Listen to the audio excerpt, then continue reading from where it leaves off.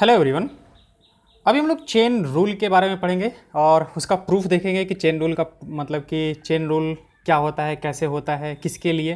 तो actually chain rule जो होता है हमारे पास वो हम लोग कंपोजिट फंक्शन के लिए यूज़ करते हैं। ठीक है, तो जैसे जो पहले पहले देखो, आप पहले अगर मान लेते हैं कि हमारे पास y is equal to F X कोई फंक्शन है, y is equal to F X कोई फंक्शन है, तो जो हमारा फर्स्ट प्रिंसिपल मेथड था, फर्स्ट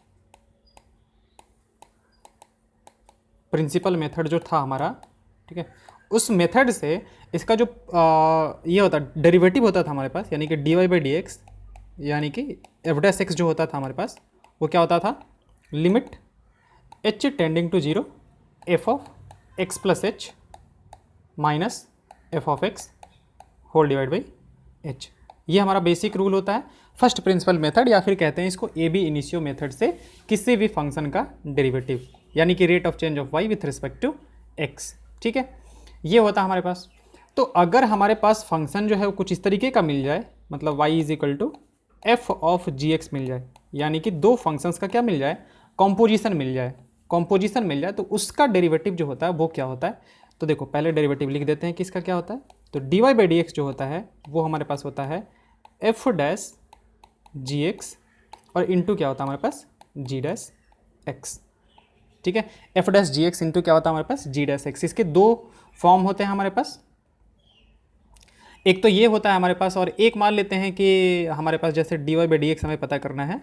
ठीक है, तो अगर मान लेते हैं कि ये हमारे पास एक्स, ये टी का फंक्शन है, तो हम लोग, अच्छा चलो इसको हम लोग बाद में देख लेंगे। ये हमारा डेरिवेटिव का जो है फॉर्म होता है। ठीक है, D Y by D X is equal to this one F dash G X into G dash X. ठीक है, अब इसके प्रूफ पे आते हैं कि इसका प्रूफ क्या है कि F dash G X into G dash x होगा। तो चलिए प्रूफ पे चलते हैं इसके।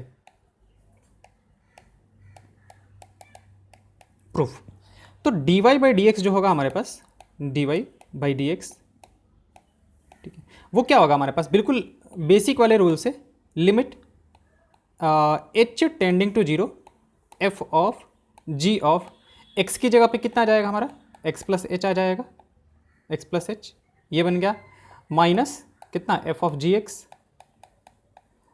X whole divide by H. ठीक है, ये जो बिल्कुल बेसिक वाला जो रूल हमने, जो बेसिक वाला रूल होता है फर्स्ट प्रिंसिपल मेथड से डेरिवेटिव का, कि एक्स की जगह पे एक्स प्लस एच, फिर वही एक्स होल डिवाइड बाई कितना होता है, एच होता है। ओके, चलिए अब यहाँ पे देखो, यहाँ से तो कुछ नहीं कर सकते हो आप लोग, तो हम लोग इसमें एक चेंजिंग लेके आते हैं। देखो चेंज क्या लेके आते हैं, limit H tending to zero F of G of X plus H minus F of G x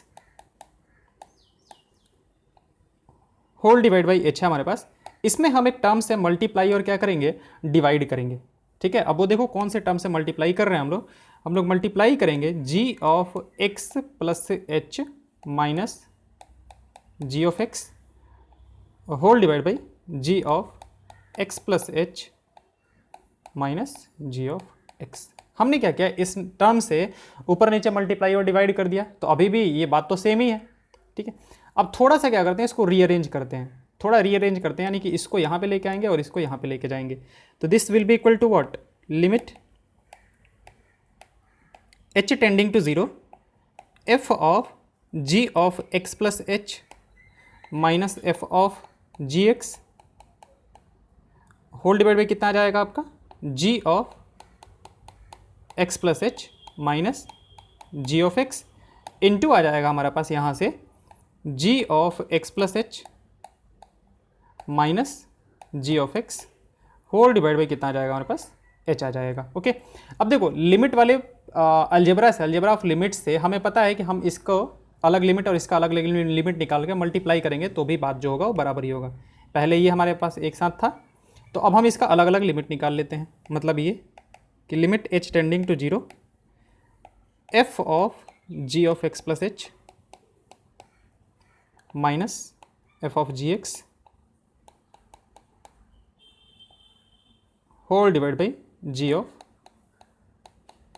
x plus H minus G of X into limit H tending to zero G of X plus H minus G of X whole divide by H.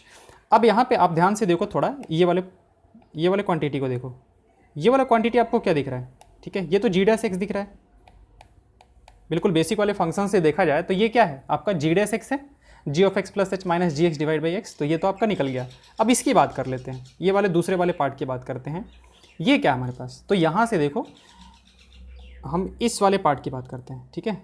तो इसमें हम एक substitution करने वाले हैं। हम क्या करते हैं, g of X plus H minus G X की जगह पे हम एक नया वेरिएबल रख देते हैं t, ठीक है। अब देखो h 0 को टेंड अगर कर रहा है, h अगर 0 को टेंड कर रहा है तो t भी 0 को टेंड करेगा, t 0 को टेंड करेगा। क्यों करेगा, क्योंकि h अगर 0 को टेंड करेगा तो ये gx बन जाएगा और माइनस का gx कितना हो जाएगा, t 0 को टेंड करेगा। तो अब इस चीज़ को फिर से वापस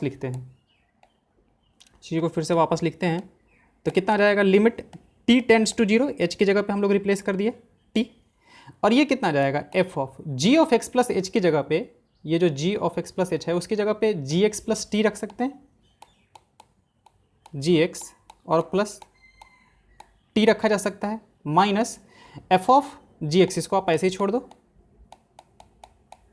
और होल डिवाइड बाई नीचे में कितना आ जाएगा आपका, नीचे में आ जाएगा आपका t, ठीक है, और इनटू कितना है हमारे पास g'(x).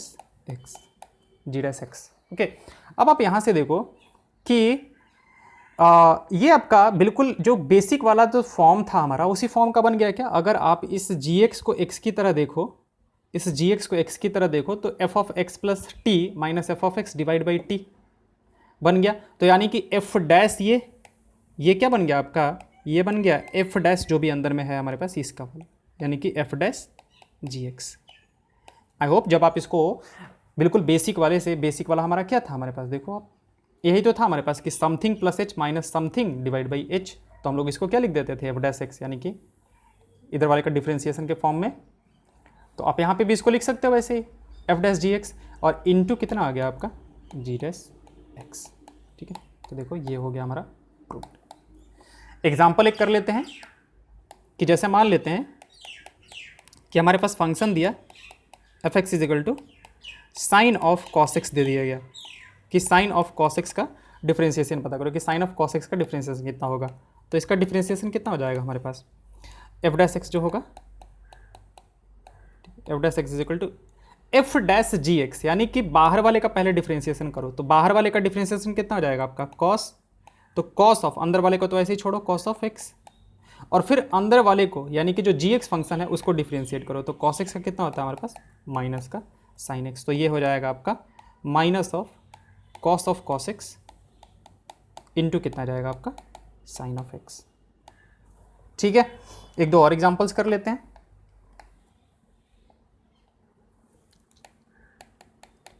जैसे मान लेते हैं कि एफ एक्स इक्वल टू ये दे दिया गया हमारे पास साइन ऑफ एक्स स्क्वायर दे दिया गया, तो ये भी अगेन हमारा कंपोजिट फंक्शन है, दो फंक्शंस का कंपोजिशन है।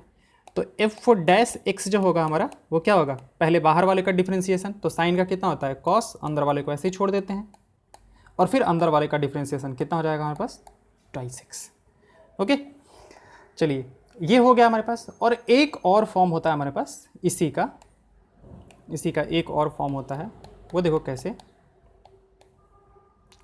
कि हमारा जो dy बाई डी एक्स होता है, हमारा जो dy बाई डी एक्स होता है, बिल्कुल बेसिक डेफिनेशन से हमने बताया था कि ये जो होता है limit delta X tends to 0 delta y by delta X के बराबर, क्योंकि यही जो डेल्टा x जो है वो 0 को टेंड कर जाएगा तो y भी आपका 0 को टेंड कर जाएगा, तो उसी को हम लोग क्या कहते हैं dy बाई डी एक्स, यानी कि जो एवरेज रेट ऑफ चेंज है जब वो बहुत छोटे इंटरवल में हो जाता है हमारे पास, तो वो इंस्टेंटेनियस रेट ऑफ चेंज हो जाता है। इसके बारे में डिटेल्स में हमने बातें की थी, ठीक है, और ऐसे भी कोई डायरेक्टली भी यहाँ से समझ सकता है। ओके, अब यहाँ पे देखो, यहाँ पे हम क्या कर रहे हैं, limit delta X tends to 0 delta Y by delta X into क्या कर रहे हैं हम यहाँ पे delta U by delta U कर देते हैं, ऊपर नीचे डेल्टा यू से और डेल्टा यू से क्या कर दिया मल्टीप्लाई और डिवाइड कर दिया। तो this will be equal to limit delta X tends to 0, हम थोड़ा सा इसको रीअरेंज करते हैं, तो delta Y by delta U into delta U by delta X. Actually ये काम ना हम लोग सेम काम कर रहे हैं यहाँ पे। देखो एक नया फंक्शन हम लोगों ने यहाँ पे एज्यूम किया था ना, जी ऑफ एक्स, ये वाला एक अलग फंक्शन हमने क्या कर दिया था यहाँ पे, जी वाला लेके आ गए थे, ये वाला। ठीक है, तो सेम काम हम लोग यहाँ पे भी कर रहे हैं। हम लोगों को मान लेते हैं कि जैसे एफ ऑफ जी एक्स का हमें क्या करना है, डिफ्रेंसिएशन करना है। तो हम लोग इसमें क्या कर रहे हैं, जी एक्स को यू मान लेते हैं, तो एफ ऑफ यू टाइप का हो जाएगा ये आपका। ठीक है, एफ ऑफ यू टाइप का हो जाएगा, तो उसी को कर रहे हैं हम लोग, जी एक्स को हम लोगों ने यू मान लिया है। अब यहाँ से आप ये देखो कि जब हमारा u जो है वो x से रिलेटेड है। जैसे ऊपर में था ना हमारा u जो था वो हमारे पास जैसे ये था, अब ये देखो t जो था वो इससे रिलेटेड था हमारे पास, तो h जब 0 को टेंड कर रहा था तो हमारा t भी 0 को टेंड कर रहा था। तो यहाँ पे भी वैसा ही आएगा हमारे पास कि जब आपका डेल्टा x 0 को टेंड करेगा ना, तो जो डेल्टा u होगा वो भी आपका 0 को टेंड करेगा, क्योंकि u और x रिलेटेड हैं और हमारा f और g ये जो दोनों फंक्शंस हैं वो क्या हैं, कंटिन्यूअस एंड डिफरेंशिएबल फंक्शन होते हैं हमारे पास। डेफिनेटली हमारे पास, हम यहाँ पे ऐसे लिख देते हैं, वरना कोई सवाल खड़ा कर सकता है यहाँ पे कि f and g are continuous and differentiable function. तो हमने एक्चुअली u को क्या रखा है, u को gx रखा है। तो जब x में आप थोड़ा सा चेंज करोगे तो u में भी थोड़ा सा ही चेंज आएगा। ठीक है, तो यहाँ पे क्या आएगा हमारे पास, x में जब थोड़ा चेंज आएगा तो u में भी थोड़ा सा चेंज आएगा। तो हम क्या कर रहे हैं, हम थोड़ा सा इसको चेंज करके ऐसे लिख देते हैं। देखो लिमिट, मतलब पहले क्या करते हैं, limit delta x tends to 0 delta y by delta u into limit delta x tends to 0 delta u by delta x। इस तरीके से अब हमारे पास ये तो आपका सीधा सीधा बन गया क्या, du बाई dx। ये तो आपका बन गया क्या, du बाई dx। ये क्या बन जाएगा, अब उसके लिए डेल्टा x है हमारे पास, तो डेल्टा x की जगह पर हम डेल्टा u कर देते हैं, डेल्टा u, और ये आ जाएगा delta y by delta u into कितना है हमारे पास, du बाई dx। तो अब आपका ये क्या बन जाएगा, ये जो है आपका बन जाएगा dy by du into du by कितना, dx।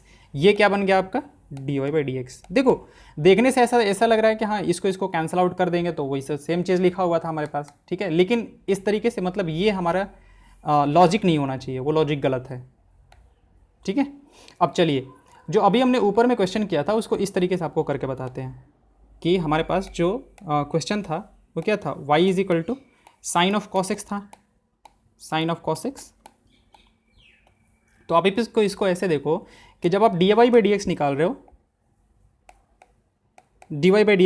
हो, तो क्या करो, d of sine of cos x को क्या करो, किसके रेस्पेक्ट में करोगे आप, d ऑफ कॉस एक्स के रेस्पेक्ट में कर दो, d ऑफ कॉस एक्स के रेस्पेक्ट में कर दो। ठीक है, जो अंदर वाला फंक्शन है gx है उसके रेस्पेक्ट में आप डिफ्रेंशिएट कर दो, और फिर ये जो फंक्शन नया वाला बना है cos x उसको आप क्या कर दो, x के रेस्पेक्ट में कर दो। ऊपर वाला यही कह रहा है हमारे पास, u जो था हमने किसको माना था, अंदर वाले gx को माना था, ये ऊपर वाले में। अच्छा, अब आप ऐसे देखो कि इसको देखो ऐसे समझा करो आप कि d ऑफ, मान लेते हैं कि हमें एक्स स्क्वायर का निकालना है विथ रिस्पेक्ट टू x, तब तो आपका ये 2x हो जाएगा।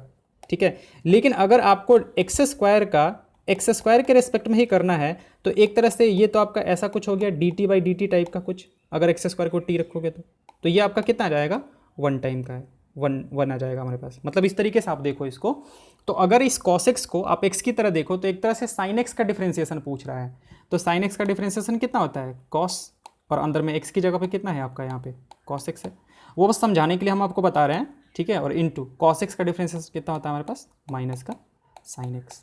ठीक है, तो ये आ जाएगा आपके पास cos ऑफ माइनस का sin x इंटू क्या हो जाएगा, cos ऑफ cos x। अब ये चेन रूल आपका इसमें भी हेल्प करेगा।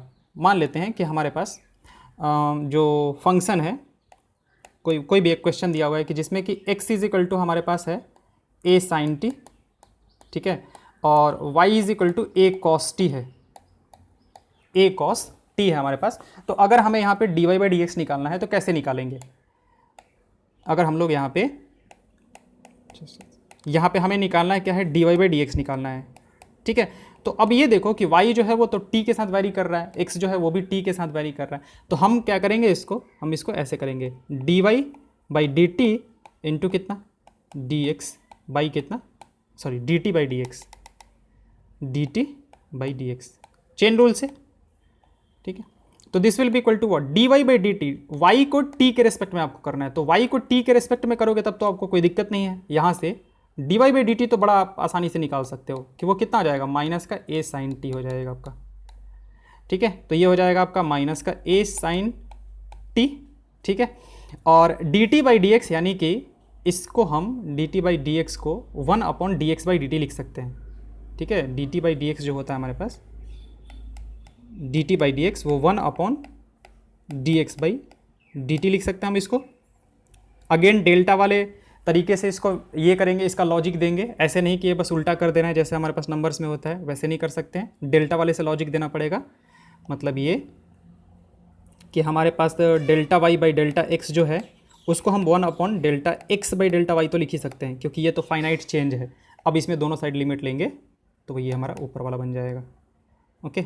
ये डी टी के टर्म्स में था, हमने एक्स के टर्म्स में निकाल लिया, ओके। चलिए, तो D X by D T यानी कि 1 अपॉन ये हो जाएगा कितना, D X by D T. तो this one will be equal to minus का A sine T, A sine T, और D X by D T इसको करेंगे तो कितना आ जाएगा आपका, A cos T, A cos T. तो ए से ए चला गया आपका, तो ये आ जाएगा माइनस का कॉट टी, माइनस का कॉट टी जो होगा वो इसका डिफ्रेंसिएशन हो जाएगा, ठीक है। तो फंक्शन आपको ऐसे भी दे सकता है, डायरेक्टली एक्स और वाई में रिलेशन ना देके एक अलग वेरिएबल के फॉर्म में दोनों को दे दिया कि एक्स जो है वो टी से ऐसे रिलेटेड है, वाई जो है वो टी से ऐसे रिलेटेड है, ओके। तो ये हो गया आपका chain rule, okay. Thank you.